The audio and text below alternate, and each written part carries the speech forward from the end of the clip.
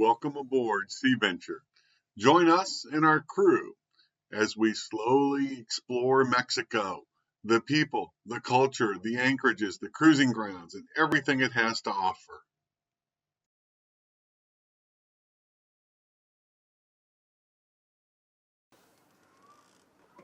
All right, a couple days ago, you probably saw me playing with the tender gasoline. And a couple people asked how much gasoline do we carry?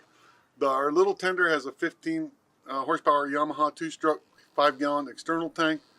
The big 13.5-foot Carib tender that we have has a 40 horsepower Yamaha 15-gallon internal tank. Plus we have 3 5-gallon gas cans. So we filled up the tenders.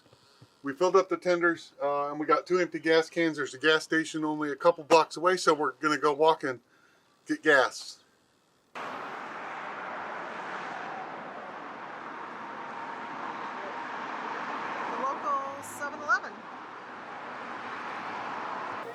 Filling our gas tanks, and they do the pumping here.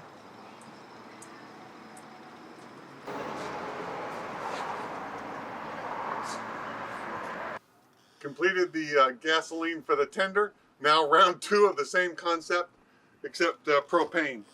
And something, if you're cruising or you're down in Mexico, that you'll pick up on is different. Gasoline stations that sell gasoline do not sell propane. But you'll see advertised gas stations are actually look like gasoline stations, but they're propane stations. They look like a small gas station at first glance, but when you look closer, all they sell is propane. So there's one about 4 blocks away from the cruise port. So that's where we're going to go and top off all 3 of our propane tanks. All right, we've arrived at the propane filling station. We're back from getting the propane. All of our propane cans were about half full.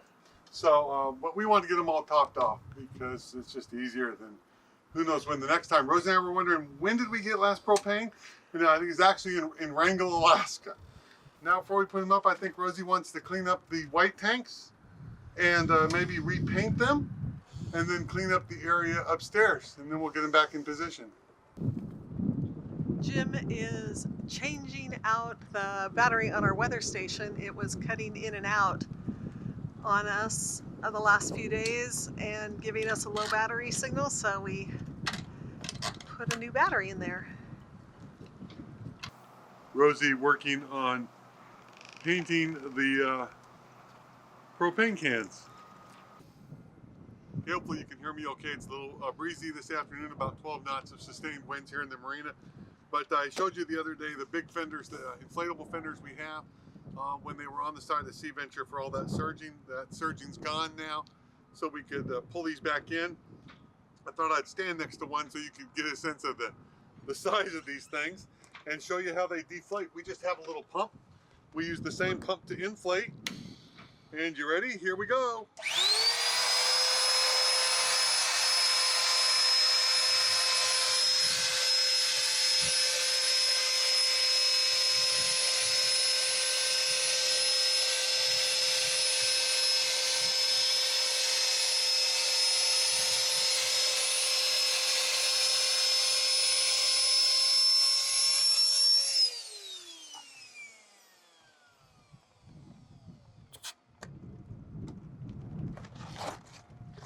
And that's it.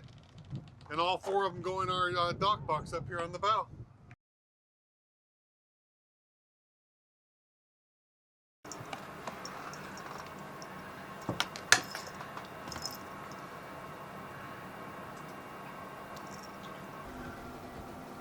Completed a final provisioning run to get some fresh stuff. And stopped at 2 bakeries along the way. Alright, the back deck, many of you know we have 2 tenders, of course, the little guy for beaching and the big guy for just having a whole lot of fun. And the propane tank and gas can project is all done, so there they are. Freshly painted. Rosie did a great job with that. We got our 3 propane cans. The 2 white ones feed the store. The fiberglass tank, without unstrapping or moving it, I can hook the barbecue right to it, right there. and then the extra 15 gallons of gasoline. So there we go. Well, it's Thursday evening here in Ensenada. It's gotten dark out. We've been watching the forecast. If you've been watching, you know, we've done everything in these daily vlogs but go boating, but I think it's about time to go. It looks like we have a weather window developing, so let's take a look at the planned route, and let's take a look at predict wind, and then let me introduce something new to you, which is actually the professional version of predict wind for offshore cruising, which gives us even more greater detail and helps us in our route planning. So first, let's take a look at time zero and our navigation plan. Here's the time zero chart showing all of Baja and the Sea of Cortez. This bright red line is our planned course from Ensenada to Bahia Tortuga, or Turtle Bay. Now we've zoomed in a little bit, Ensenada to Turtle Bay. It'll take us just shy of 48 hours of non-stop cruising for this route. Here's Bahia Tortugas, or Turtle Bay. As you can see, fully protected.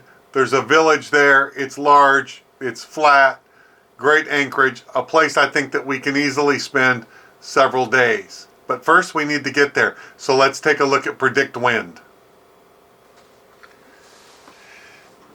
Here's our predict wind wave model. The white dot is Ensenada where the boat is. Turtle Bay's down here. This is the PWG model. We can play this model moving forward. And we can see it. The waves are going to be 6 feet on 9, something like that. It gradually gets better going into Saturday and even a little better Sunday, all looking really good for this cruise.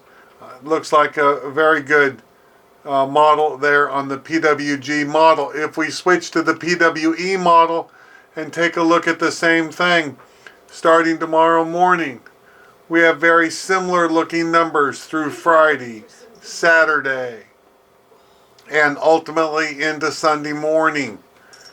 If we let it play out a little bit longer and I speed it up a little, it looks like we got a little bit of wave action coming in Monday afternoon. So we might want to be where we want to be by Sunday. Well, let's go back up and take a look at the ECMWF model. Now this is a model that usually shows a higher wave height than the other models.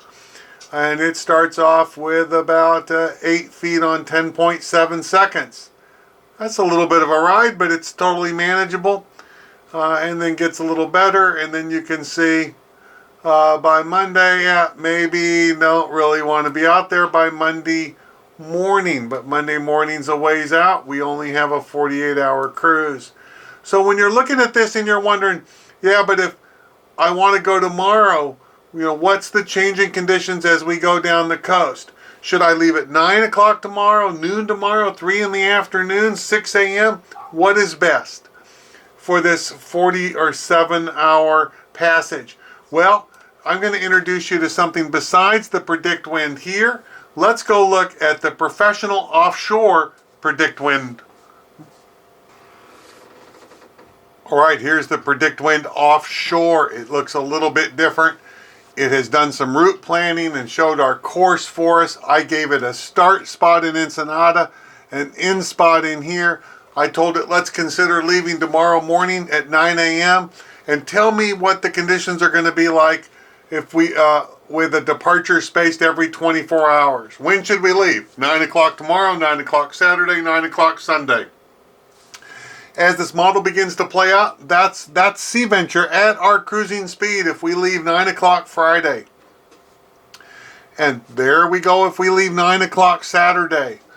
And this is going to provide us a whole lot of detail on each one of these. And here's 9 o'clock Sunday and 9 o'clock Monday. Now this is all the PWG model. You can see that's that weather coming in Monday. Still kind of hard to sort out what might be the best time to go. We can look at that scrolling little white Sea Venture going down the chart. for each day if we want to. Here we're looking at our departure planning with the Predict Wind Offshore Pro model. You're not going to be able to see all this stuff on your screen, I understand that, so let me real quickly tell you what's here.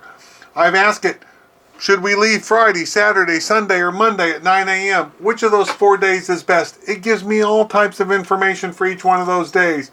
Maximum wind speed, 19.9, 17.2, 20.1, 19.7. Maximum gust, average wind speeds, 9.7, 9.8, 12.3, 10.1. Time upwind, time downwind. This is mostly going to be a downwind cruise.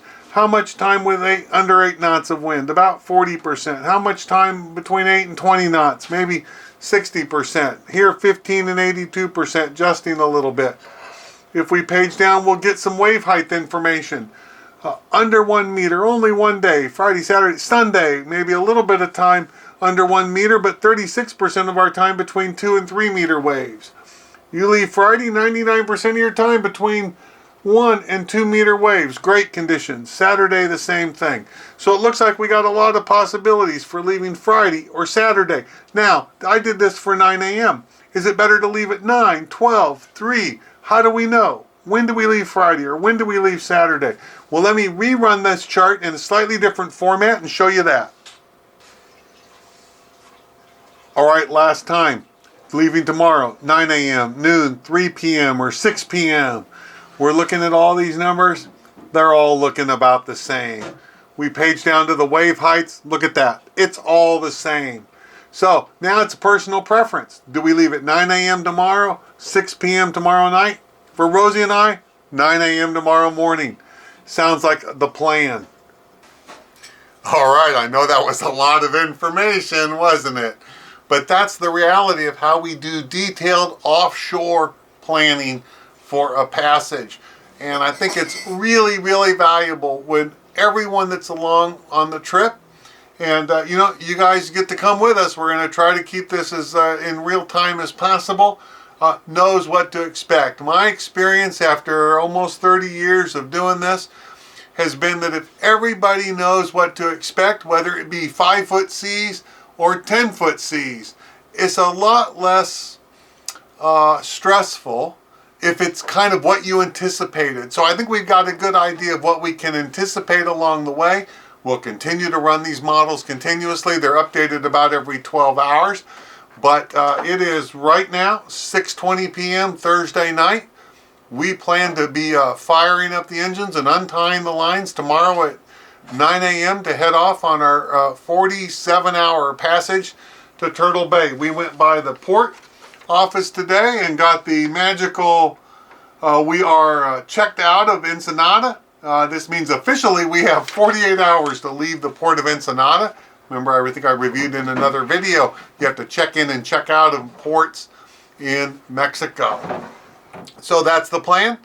It's time for everybody to get a good night's sleep. And hopefully we'll see you tomorrow from somewhere off the coast of Baja, California as we're cruising south. So until tomorrow at sea, have a great night. Thanks.